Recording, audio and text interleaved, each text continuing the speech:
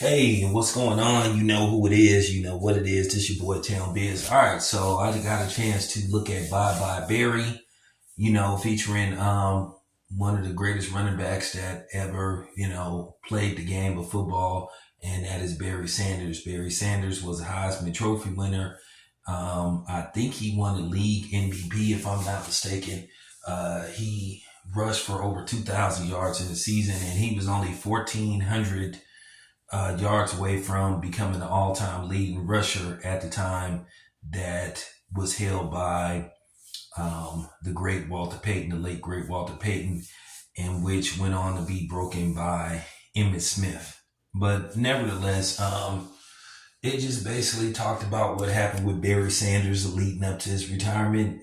We pretty much know the story. The Detroit Lions did make it to the NFC Championship, and they ended up losing to the eventual Super Bowl champions, the Washington Redskins.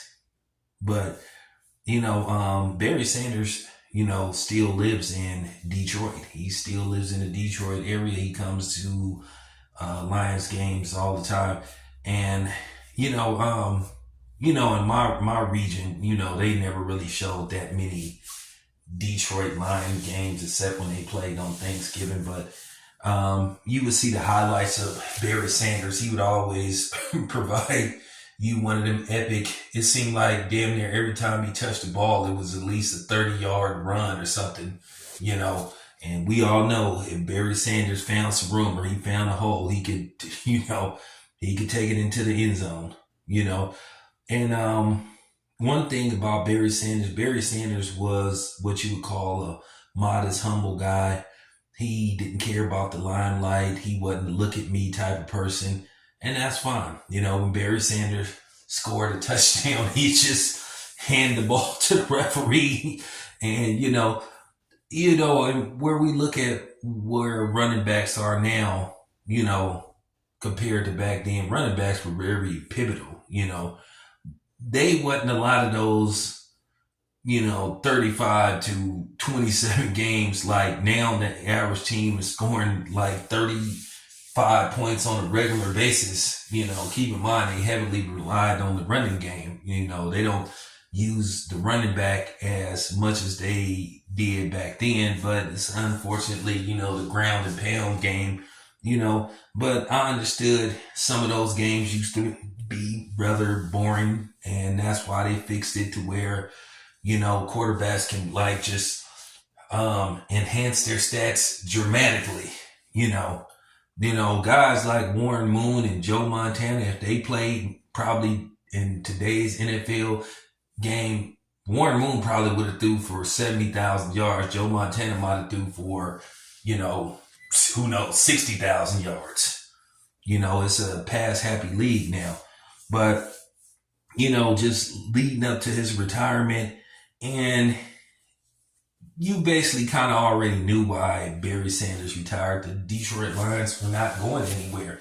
And then plus they traded away, or well, actually they let a lot of his teammates walk, free agency, salary cap hits and all that kind of stuff. And he just got frustrated. He got tired of losing, and he basically retired. Now I remember reports that Barry Sanders asked for a trade. And then when he wasn't granted a trade, then he retired via fax, which was hilarious. He said the fax said that was funny. He said, I thought that was a joke when they said that he sent it via fax. I just thought that was something that the media was just running with, but he actually literally sent the fax. And what was so sad about it? He was talking to his sons, and his sons was like, what's a fax? Jeez. They still use faxes that, every once in a while, they're not completely obsolete, but it was funny just to hear them say, what's a fax? People still use faxes every once in a while. They're not completely obsolete. It was kind of funny. I remember one day my son asked me, a question, and we was on the phone, and I hung up the phone to his face. He said, Dad, it's like, what's up? He said, what's a cassette tape? And I just hung up the damn phone. I was like, man, whatever, man. So, yeah, but like I said, I enjoyed it.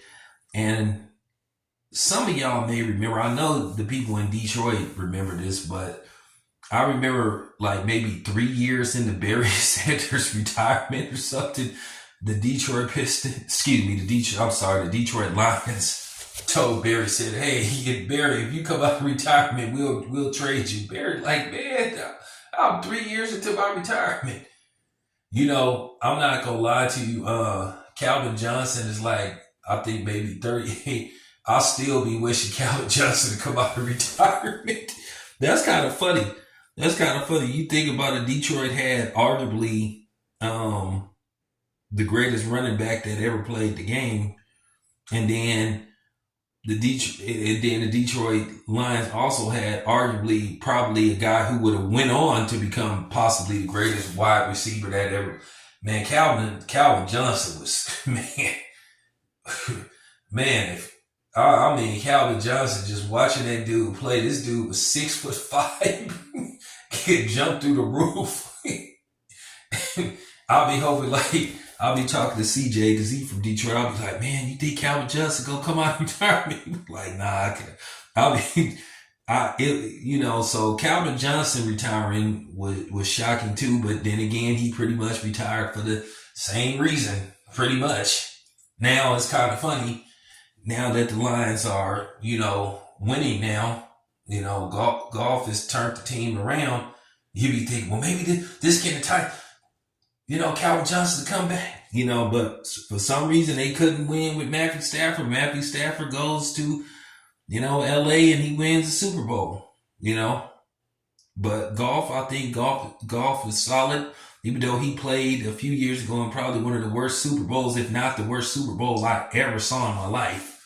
But, but nevertheless, man, like I said, I'm glad that, the fans who didn't understand and wanted answers on why Barry Sanders abruptly retired, and you didn't really see him until he got the call that he needed to report to Canton to receive his yellow jacket. So it's good to see that we kind of know what happened, but for TV purposes, they gonna change some stuff around, but nevertheless, for the most part, I'm glad we got a better understanding of what happened with Barry Sanders. So there you have it. It's your boy Town Biz.